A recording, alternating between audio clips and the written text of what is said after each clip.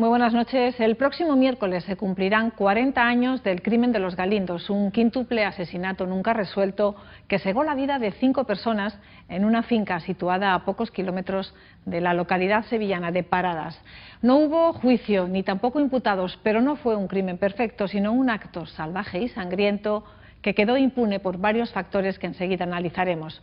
En el siguiente reportaje reconstruimos los hechos a través de documentos hasta ahora inéditos y sobre todo gracias al testimonio de las personas que vivieron de cerca un suceso que 4 décadas después aún conmociona a los paradeños. No todos los pueblos andaluces pueden presumir de tener una obra del Greco. La localidad sevillana de Paradas sí puede. Es un retrato de María Magdalena que se custodia en una pequeña sala aledaña al altar de la imponente iglesia en la que se rinde culto a San Eutropio, patrón de la localidad. A cualquier paradeño le gustaría que su pueblo solo hubiera sido célebre por este lienzo, pero eso no es posible.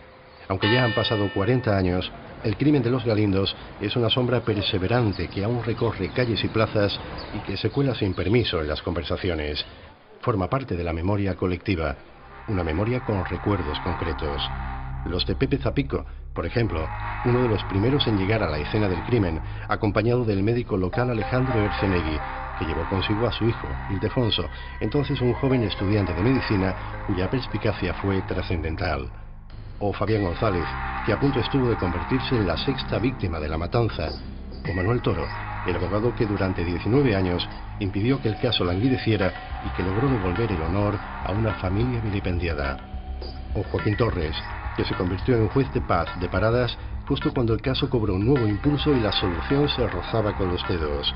Y por supuesto Luis Frontela, el forense que demostró que todos los que murieron en el cortijo, José González, Manuel Zapata, Ramón Parrilla, Juana Martín y Asunción Peralta, fueron víctimas de un crimen incomprensible y horrendo cuya verdad última sigue siendo un misterio.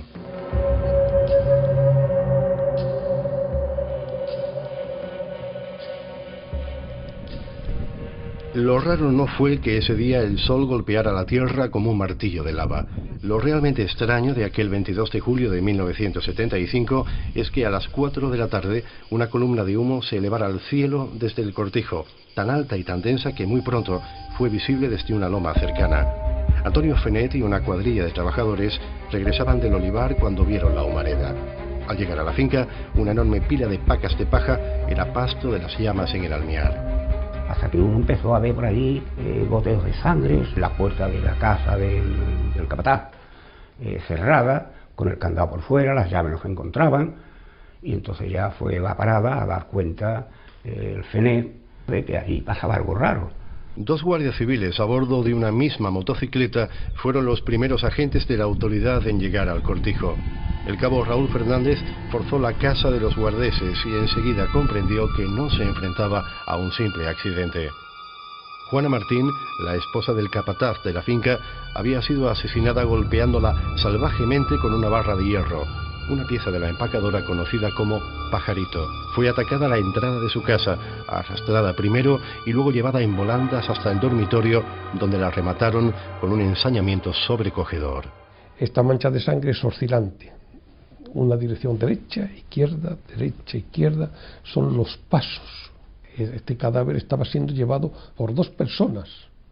La noticia no llegó al juzgado de Marchena hasta las 8 de la tarde. La tardanza en reaccionar no fue la única circunstancia adversa. La plaza de juez estaba vacante y el sustituto de descanso. No había agente judicial ni tampoco forense. Pepe Zapico, entonces oficial del juzgado de Écija, estaba en Marchena de vacaciones y tomó la iniciativa. Localizó al médico local Alejandro Ercenegui cuando salía de misa, a su hijo Ildefonso, y los 3, junto a un abogado de avanzada edad que ejercía como juez de paz, pusieron rumbo al cortijo. Llegamos casi ya anochecido al cortijo de los Galindos y allí estaba un guardia que dijo que salvo su mejor criterio, señoría, esto está claro lo que ha pasado aquí. Zapata ha discutido con la mujer y la ha matado. Y después él se ha querido suicidar y se ha pegado un tiro con la escopeta. La escopeta en la mano.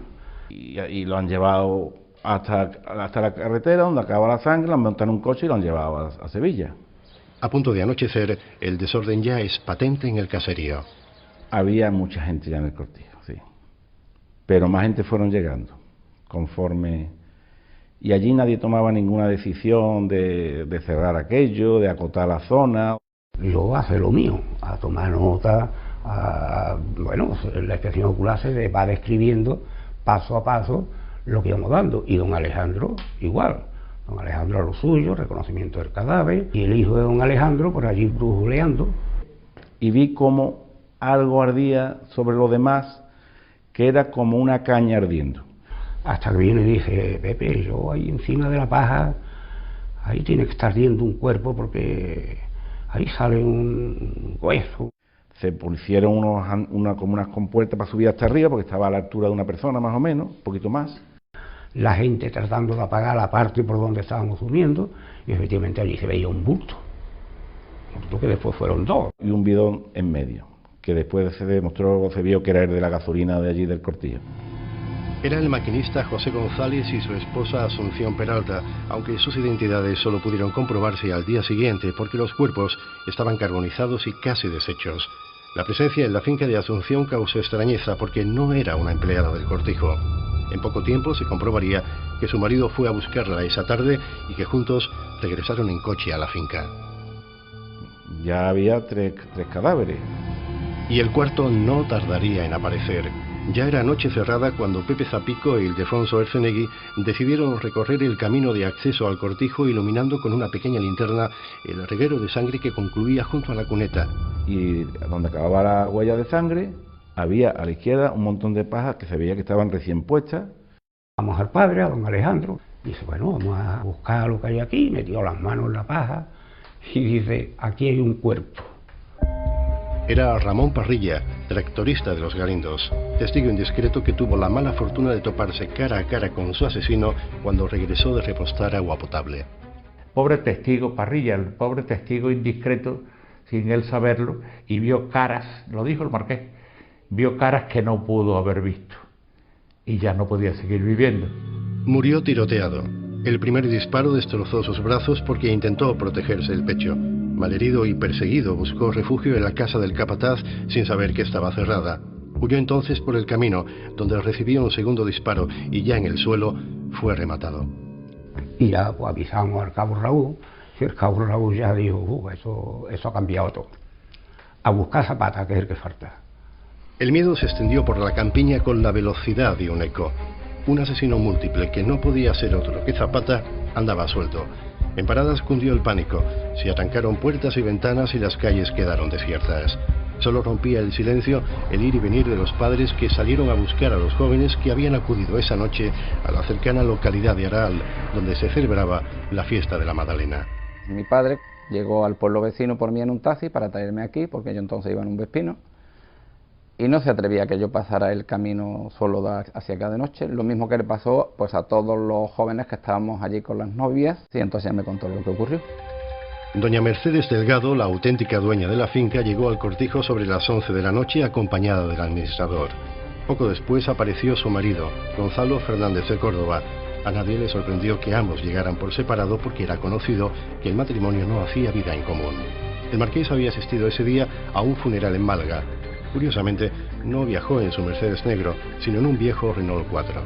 Se había dejado aquí el Mercedes porque necesitaba cambiar el aceite y no sé qué, fíjese. Pero, raro, ¿no? Pero, no sabemos más. Cuando los cuerpos ya habían sido llevados al cementerio de Paradas, sucede algo insólito. El marqués anuncia que pasará la noche en el caserío y acto seguido expulsa de la finca a todo el mundo, incluida la Guardia Civil. No es normal, pero él dice que él se queda allí, que no se preocupen, que si Zapata aparece, que él lo atenderá, que no pasa nada, que él confía en Manuel. La noticia del cuádruple asesinato no llegó a la audiencia de Sevilla hasta el día siguiente. Sin juez ni sustituto de juez en Marchena, se decide que el juzgado de Écija se haga cargo del caso.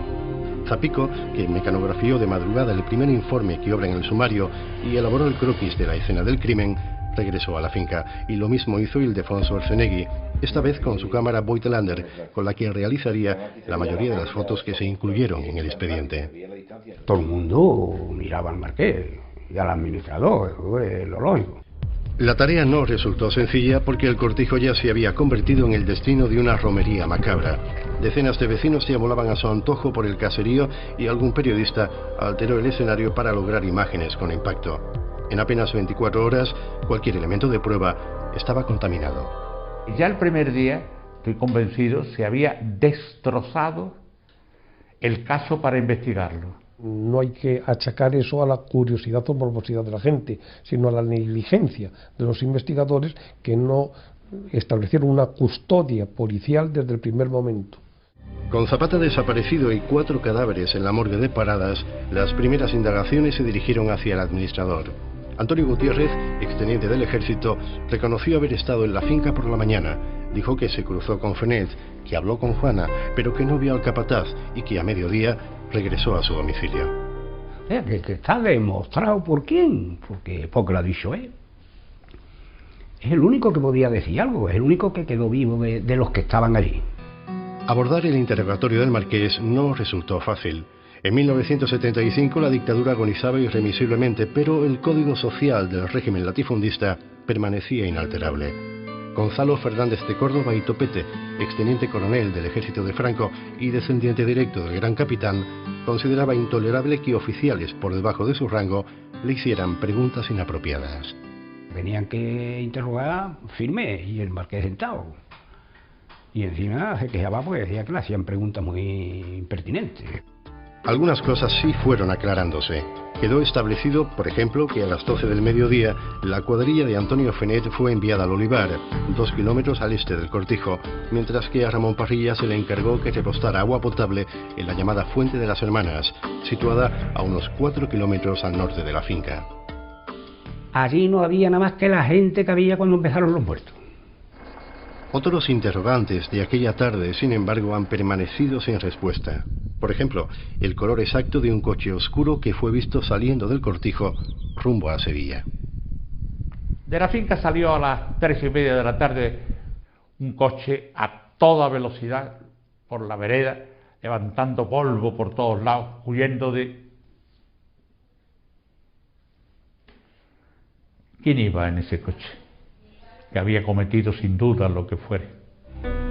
El cadáver de Manuel Zapata fue hallado a las 11 de la mañana del 25 de julio, detrás del Cortijo, a espaldas de la sala de máquinas. El cuerpo se encontraba tendido bajo un árbol y cubierto de paja. Le golpearon brutalmente la cabeza con la misma pieza de la empacadora que se utilizó para asesinar a Juana, y ya agonizante fue rematado clavándole una horca en el tórax. Por la postura y por las circunstancias de su muerte, el homicida era conocido. La autopsia determinó que el cuerpo de Zapata permaneció desde el principio en el lugar donde fue hallado, aunque resultaba extraño que nadie lo hubiera descubierto antes. El día anterior, el cabo comandante de puesto de la Guardia Civil había orinado allí y no vio a Zapata.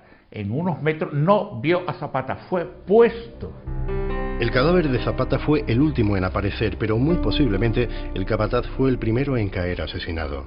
Juana Martín, su esposa, fue la segunda, Ramón Parrilla después y finalmente Pepe González y su mujer Asunción Peralta. 5 víctimas que pudieron ser 6. Fabián González contará hoy algo que en los últimos 40 años solo conocían sus más allegados. Era prácticamente mediodía. Estaba en casa y llegó el tractorista de Los Galindos. Ahí llegó y dice, mira que el tractor lo tengo ahí en la fuente, que me he intentado ir, no hay forma de que arranque. Bueno, le digo, pues voy a coger el mío y le pego un tironazo y lo intentamos arrancar. Le pegué otro tirón, tampoco arrancaba. Le digo, pues mira, te voy a acercar al cortijo, hombre, como está cerquita, y dimos otro intento a unos 200 metros de aquí, arrancó, y yo me volví y él siguió. Fabián es consciente de que si el tractor no hubiera arrancado, habría corrido la misma suerte que Ramón Parrilla. Cuando ya empezó los comentarios de que había muerto, por supuesto que me consideré el sexto. El 9 de agosto, y con una llamativa celeridad, la Guardia Civil elabora un primer informe en el que descarta la implicación del marqués y el administrador y señala a José González como autor único de los crímenes. Según esa teoría, González habría actuado por resentimiento y asesinó a su propia esposa por celos. Luego, mientras la incineraba, murió accidentalmente o bien se suicidó lanzándose al fuego. Se podía creer, eso no se lo creía nada más que la Guardia Civil en aquel momento. Pero es curioso que después entra a trabajar la Policía Nacional y se tira unos meses tratando de averiguarlo y llegan a la misma conclusión. Yo recuerdo que mi padre, unos días antes, leyó que don Gonzalo Fernández de Córdoba y Topete, el marqués, visitaba al gobernador civil. Y dice mi padre, pues ya le van a dar carpetazo a esto. La implicación de Pepe González, aunque solo fuera a modo de conjetura, cayó como una bomba silenciosa en Paradas. Las familias de los fallecidos rompieron relaciones para siempre. Esa madre no pasaba por el cementerio, esa madre tenía la vergüenza encima de que se le había señalado su hijo, el autor de todo, vamos, hasta la muerte de su mujer. Habría que esperar hasta 1983 para que la exculpación de José González quedara plenamente confirmada. En enero de ese año y por mandato judicial se exhumaron los cadáveres y se encargó a Luis Frontela un análisis intensivo. El forense determinó que José González y su esposa fueron asesinados a golpes y que intentaron inculpar al maquinista colocándole cartuchos de escopeta en la cintura. Y no solo eso, los homicidas trataron de descuartizar ambos cuerpos antes de arrojarlos al fuego. Los cortes están efectuados de forma que sugieren sin ninguna duda que alguien sujetaba el miembro para que no sufriese muchas oscilaciones mientras otro cortaba. Dos personas sujetando el cadáver, dos personas trasladando el cadáver y dos personas que intervinieron en los asesinatos. Después de las exhumaciones, la familia los entierra en sendas cajas en un solo nicho. ¿Y qué cree que pone la lápida? Asesinados el día tal del tal. Y ha cambiado todo. Solamente por eso yo me doy por satisfecho.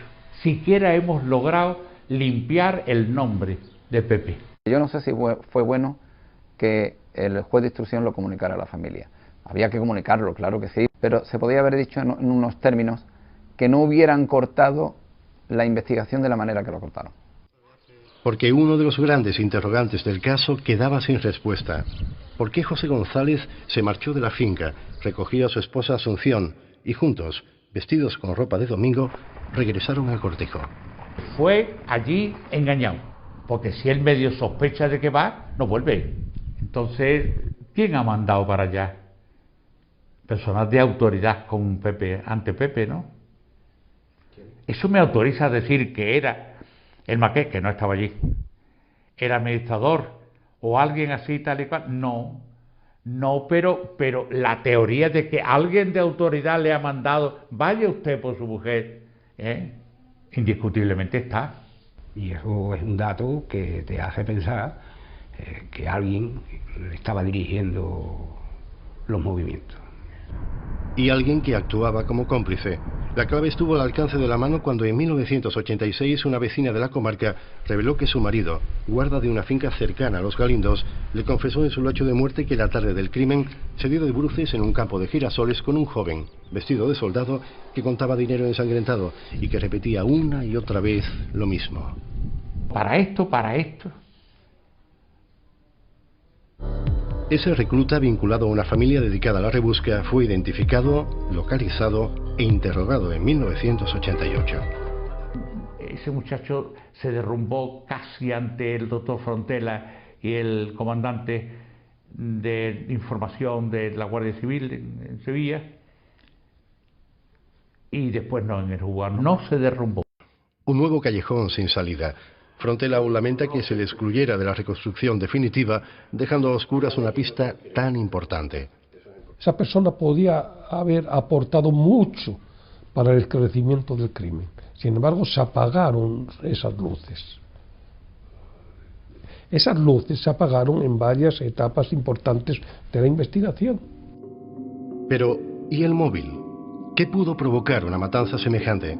La teoría de que la finca fuera epicentro de una red dedicada al tráfico de hachís permanece en el imaginario colectivo desde que Alfonso Grosso fabulara sobre esta idea en su novela Los Invitados, publicada en 1978, una historia que más tarde, y para consternación del pueblo, fue llevada al cine. Con todo, la teoría de la marihuana, adobada con la presencia de un destacamento de legionarios en la finca, fue propagada por el propio marqués desde el primer momento. Hay que reconocer que el marqués era astuto. El marqués, desde el primer momento, todo lo que hacía era lanzar pistas falsas. El móvil pudo ser económico, pero nada tendría que ver con la grifa, sino con el trigo. Hubo un desfalco crónico de los productos agrarios que se recolectaban en el cortijo.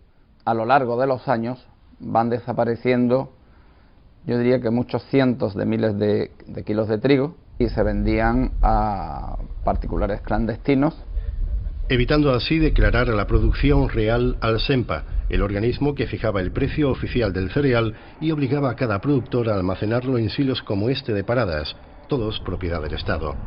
Los Galindos, con 300 fanegas de cultivo, solo producía en los años anteriores al crimen la mitad del trigo que cualquier otra finca de la comarca. Con consentimiento o no del marqués, pero allí había un trapicheo. Un trapicheo que se acababa ya, porque la marquesa se separaba del marqués y ya la mujer de Zapata le había dicho a su marido que doña Mercedes quería que ellos siguieran allí como encargados del cortijo.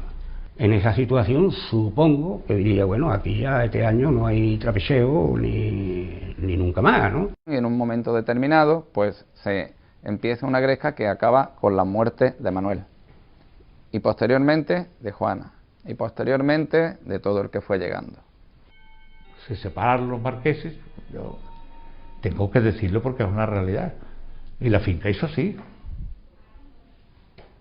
Los años fueron pasando uno tras otro.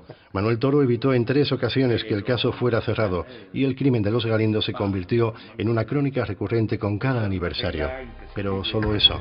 En 1995 cunde el desasosiego porque el delito prescribiría el 22 de julio sin remedio.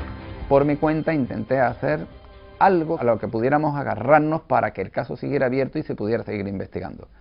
Pero encontré siempre... no encontré nada. Y sin embargo, poco antes de la prescripción del delito, sí existía una posibilidad cierta de dar con los culpables. Había algo muy importante. Fue usada una escopeta. En esa escopeta había una huella.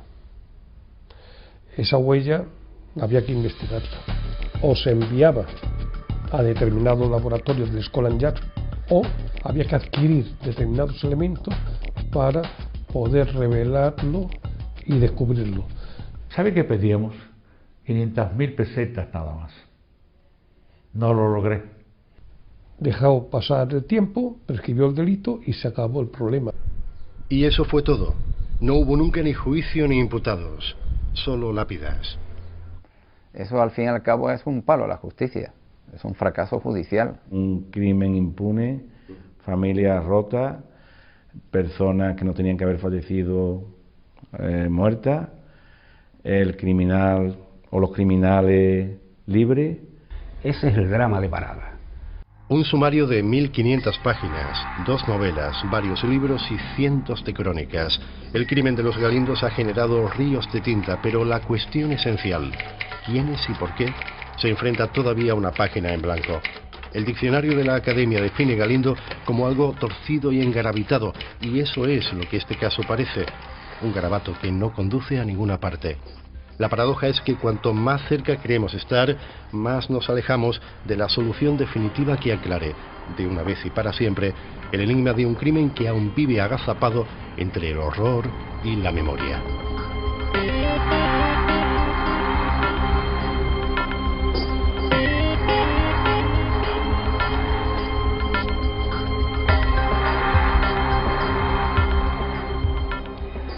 El sumario original del crimen de los Galindos ha desaparecido. Estuvo bien custodiado en el juzgado de Marchena hasta que el año pasado se remitió a Sevilla. En los archivos de la Consejería de Justicia no lo encuentran. Puede que solo esté extraviado. Ojalá. Si se ha perdido, desde luego habrá desaparecido un documento histórico de una importancia indiscutible. Y ahora nos vamos a la playa. Este verano un 60% de los españoles podrá ir de vacaciones. Aunque son más de los que pudieron hacerlo el año pasado, sigue habiendo mucha gente que tiene que quedarse en casa y el único extraordinario que puede permitirse es pasar días sueltos en la playa.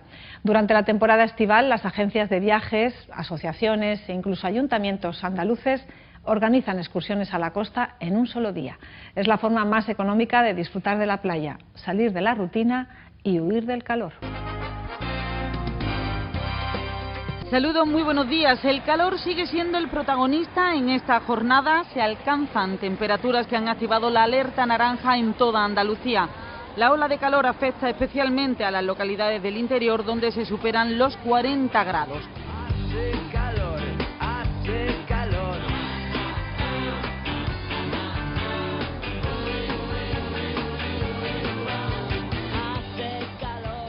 Buenas niñas, estamos ya todos, no esperamos a nadie ya, ¿no? Pues ya no podemos ir, Juan de Dios. ¡Hay que cagar, niños! Toma de tema, vamos tandita en la playa, estupendamente. Desde que empezó la crisis, pues la gente viene a la playa más solamente un día que no tienen países de vacaciones.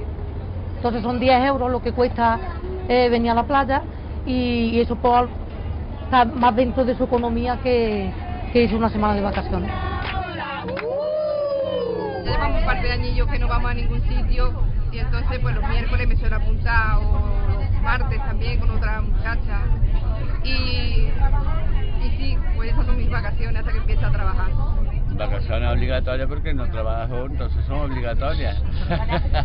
Llevamos cada uno los niños, yo llevo dos y casi todas llevamos uno o dos niños. Yo tengo mis niños, pero son grandes y ellos no quieren venir, yo vengo sola con ellas. ¿Y hay otras vacaciones? Pocas. Yo ninguna, ¿verdad? Yo estos ratitos que he hecho. Mario está trabajando y no podemos irnos. Y la cosa está regular. Pero vaya que nos apañamos con esto. Mi marido ahora porque hace catering de boda de comuniones, yo estoy parada y no puede ser. Cogerte una semana y irte como que no.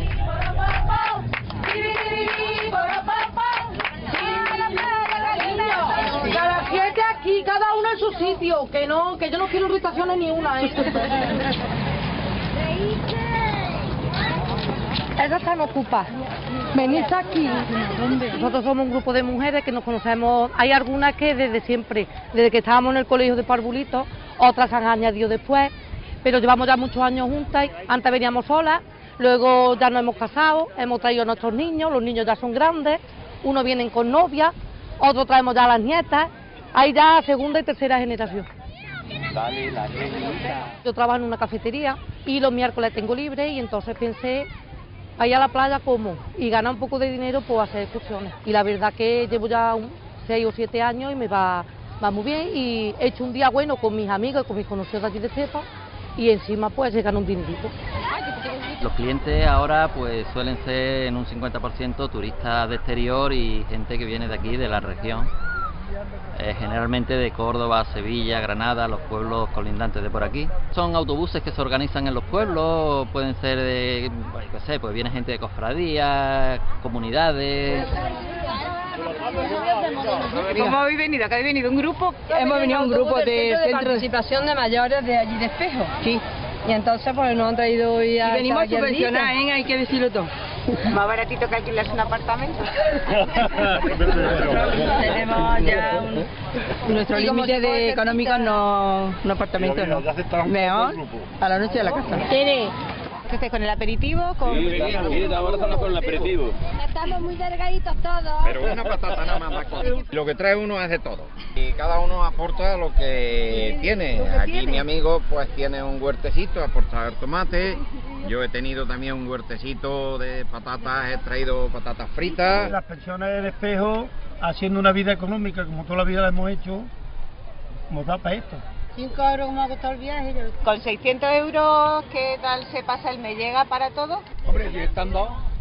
Dando 1.200, si estamos la pareja, pues mira, más o menos se lleva a la casa de pagarlo todo. Pero con uno solo se ve más negro que tiznado. Yo solo tengo una, viuda, con 590 euros y mi hijo parado.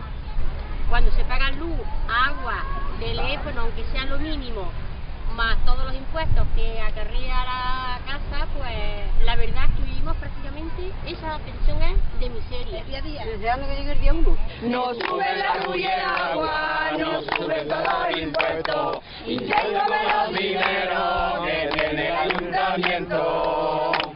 Qué bien preparado venís, ¿no? Sí. Sí, pero el que lo monta no está aparcando y vamos a ver si esto... Mira, cala para un lado. ¿Cuántos venís? Pues venimos lo menos 10. ¿El libro de instrucciones? ¿Nos lo hemos dejado atrás? ¿De dónde venís? De Doña Mencía. Doña Mencía. De Córdoba. Sí. Hola, ¿de dónde sois? Córdoba. Nos venimos a la playa una vez al año. ¿Solo hoy el único día? Hoy es el único día. Los demás estamos allí trabajando y eso. En el centro de día de salud mental. Somos enfermos mentales. Y hoy es vuestro día de, Hoy es nuestro día de vacaciones. Oh, qué bien. Aquí sí que se está bien, lo tenemos todo preparado. ¿Está enterrado? ¿Papá?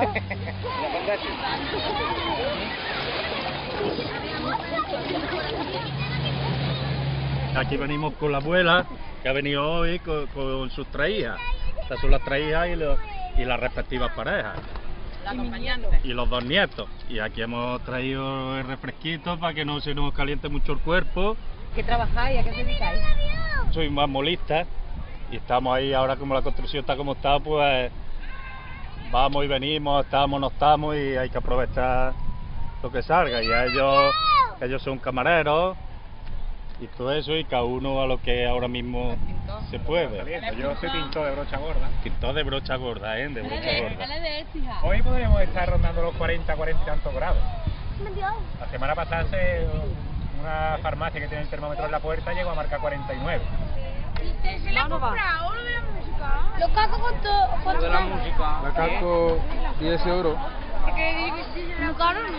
Mira, te doy un bocadillo de tortilla y una Coca-Cola. Y me da los cascos. No puedes comer ahora. Hay que hacer Ramadán. Bueno, pues te lo guardo cuando acabes Ramadán. Venimos a echar de plata como antes y toda la vida se ha echado, la nevera, los bocadillos y como toda la vida se ha comido en la playa. Nosotros para disfrutar, este es nuestro plan. Ponemos cada uno un plato de la casa y luego hacemos a lo mejor 5 euros por cabeza o lo que sea, ya nos compramos nuestra bebida. De todas maneras, lo que es la comida la tienes que comer lo mismo en casa que aquí. Que sí, que aquí por ejemplo pagar lo que es el autobús, pero bueno, que entonces si no hacemos esto también nos morimos de asco. De los maridos, allí se han quedado con la comida hecha. No están trabajando, por dicho. ¿Están trabajando? No, por desgracia no están. Nadie lleva ya 5 años y pico parado. Gracias a Dios, yo por ejemplo estoy trabajando. ¿En qué trabajas? Soy limpiadora de la Escuela Oficial de Idiomas. Normalmente trabajo en la aceituna, lo que es la agrícola, y me dedico a lo que es el tema de la pintura. Pero en este momento hay poco trabajo, la verdad. Yo de vacaciones, obligatoria, como que quien dice, porque hasta que no empiece campaña de mantecao, pues no hay otra cosa. Es esto lo que tenemos. Y el que pueda luego tirar campaña de aceituna, pues también se aprovecha la campaña de aceituna, el que la tenga, el que no, pues a desempleo y ya está. ¡Se merece una hora! Este año se está notando que la gente hasta viene menos a la playa. Antes yo tenía gente que venían todos los miércoles. Un autobús se me llenaba de un miércoles a otro y traía hasta 3 autobuses. Y este año pues están viniendo un miércoles sí, un miércoles no, 2 sí, están sarteándose. No, la vacaciones no la tenía que recetar el médico obligatoriamente. Sí, por lo menos una semana al año. Porque es terapia y tenemos que desconectar de la rutina diaria de todos los días. ¿Acabamos 4 o 5 kilos? Eso es bueno, pero esto es terapia también. Pero es terapia. Venga, vamos a brindar por las vacaciones, aunque sea un día así chapicadito en el verano. Por muchos días como este. Eso, que venga mucho. Que se repita. Vamos. Para disfrutar, que ¡arriba! ¡Abajo! ¡Al centro y para adentro!